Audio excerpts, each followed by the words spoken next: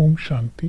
16 मई 2026 की साकार मूल्य से होमवर्क। आज की मूल्य से फ्लोचार्ट को सामने देखते, मनन चिंतन करते, एक एक पॉइंट को जीवन में धारण कर स्वयं को स्वर्ग के लायक बनाने का पूरा अटेंशन देंगे, क्योंकि यही मुरली है जो हमें संपूर्ण बनने में मदद करती है। मुरली ही कम्युनिकेशन है बाप के साथ, जिससे हम गाइडेंस ले करके अपने संस्कारों को इम्प्रूव कर सकते हैं।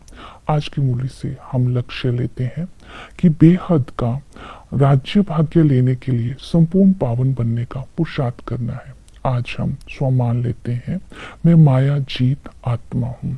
अंतर्मुखी बन त्रिकालदर्शी की स्थिति पर विराजमान होकर हर कर्म के आदि मध्य अंत को जानकर जब हम कर्म करते हैं तो हर कर्म शक्ति रूप बन जाता है, शक्ति का कवच धारण हो जाता है, माया के वार से बच जाते हैं, माया पर विजय प्राप्त कर लेते हैं। तो ऐसे माया के वार पर विजय प्राप्त करने वाले, पास विद ऑनर का सर्टिफिकेट लेने वाले हम माया जीत आत्मा कहलाते हैं, अर्थात इस वरदान के अधिकारी बन जाते हैं। आज हम प्रैक्टिकल में होमवर्क करते हैं, अतीन्द्रिय सुख वाली आत्मा की विशेषता क्या होती है। अतीन्द्रिय सुख बोलते हैं आत्मिक सुख, रूहानी सुख, अविनाशी सुख। अतीन्द्रिय सुख वाली आत्मा के मन में सबके प्रति शुभ भावना और शुभकामना रहती है।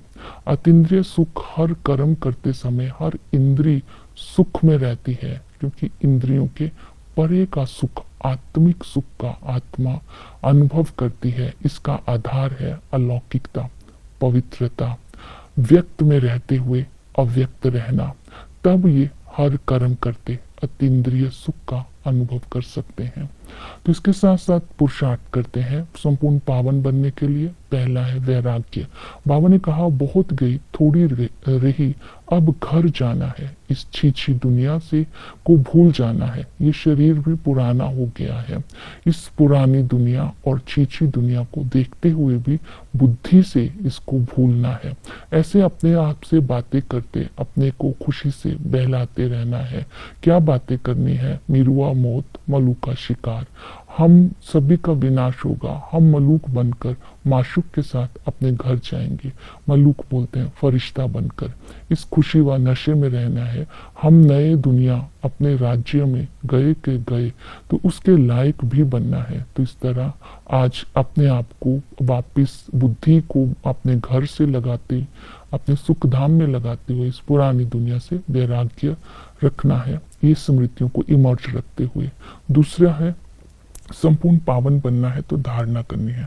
पहली धारणा करनी है कि हमें खुश रहना है।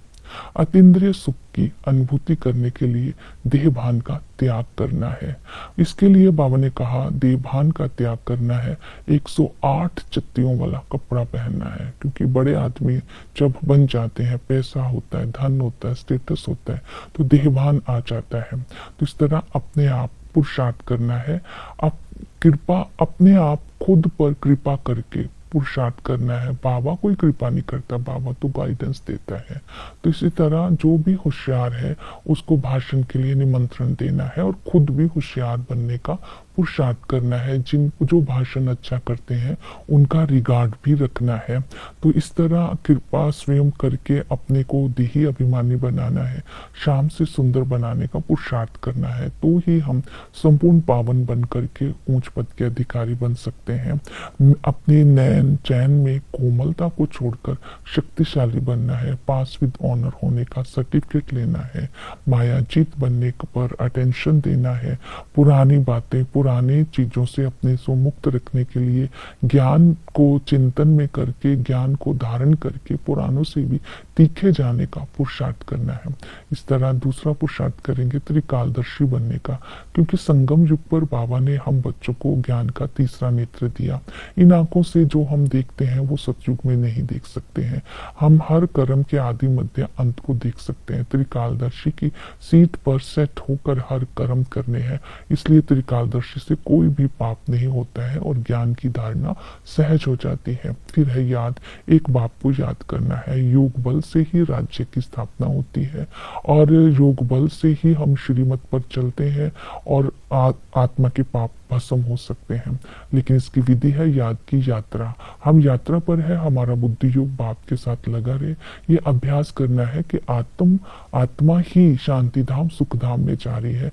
ये बार बार अभ्यास करने से ही पवित्रता के संस्कार इमर्ज हो जाएंगे। दूसरी विधि बताई पहचान, आत्मा का चिंतन, परमात्मा का चिंतन कर्म करते समय करते रहना है। हम आत्मा है, आत्मा शरीर से अलग है, आत्मा का ज्ञान कोई और दे नहीं सकता है। आत्मा में ही खाद पड़ती है, आत्मा ही पवित्र बनती है, आत्मा को ही बाप पढ़ाते हैं, आत्मा ही शरीर धारण करके पाठ बचाती है। परमात्मा पतित पावन है, सदगति दाता है। ज्ञान का सागर हम आत्मा को पढ़ाकर ऊंच पद के अधिकारी बनाते हैं। उसी परमात्मा के साथ हमारे सारे संबंध है। पिता के संबंध से वो आकर के हमें बाकी देह के संबंधों से छुड़ा करके अपना बनाते हैं, तो हम बेहद के वर्ष के अधिकारी बनते हैं, अर्थात बाबा से राज्य भाग्य लेते हैं। तो इसी तरह इस खुशी व नशे में रहना है, लेकिन ये राज्य भाग्य नंबरवार पुरुषार्थ अनुसार ही मिलता है। वो टीचर ज्ञान का सागर है, हमें राजयोग सिखाते हैं। इस राजयोग की पढ़ाई में ज्ञान की और ज्ञान स्नान और योग की यात्रा दोनों ही आ जाती है। इस तरह बच्चों की बुद्धि में ज्ञान की बातें टपकती रहनी चाहिए, इस नशे व खुशी में रहना चाहिए। हम स्टूडेंट हैं तो स्टूडेंट लाइफ है, गृहस्थ में रहते भी हम ये पढ़ाई पढ़ सकते हैं और जास्ती ये पढ़ाई वही उठा सकते हैं जिन्होंने जास्ती भक्ति की होगी। हमने डबल कोर्स उठाना है। गृहस्थ में रहते हुए ही पढ़ाई पढ़ने वालों को ही मर्तबा मिलता है, तो मर्तबे को बुद्धि में रखना है कि हमें ऊंच बनना है, लेकिन राजाई और गद्दी के लायक बनना है। पढ़ाई की धारणा से ही ये प्राप्ति हो सकती है। सतगुरु हमें मंत्र देते हैं, मन मना भव। ये बहुत बड़ा मंत्र है। इस मंत्र की धारणा से ही आत्मा पावन बनती है। चक्र को बुद्धि में रखना है कि हम क्या थे और क्या बन रहे हैं। आदि में नई दुनिया थे, सबसे ऊंच थे। आदि सनातन देवी देवता धर्म था, सर्वगुण संपन्न थे, 16 कला संपूर्ण थे, सुख ही सुख था। वहां छोटी दुनिया थी। जैसे ही मध्य में आती है दुनिया बड़ी हो जाती है, अर्थात संख्या बढ़ जाती है, माया का राज्य हो जाता है, प्रजा का प्रजा के ऊपर राज्य हो जाता है। भक्ति भी करते हैं लेकिन नीचे उतरते आते हैं। अंत में बाबा आकर पुरानी दुनिया को नई दुनिया बनाते हैं। हम आयरन एजेड से फिर गोल्डन एजेड कैसे बनते हैं, बाबा इसका राज समझाते हैं। सेवा के लिए बाबा ने बोला 1-2 को यही बताना है, मन मना भव। इससे ही नंबर 1 रूहानी सेवा होगी।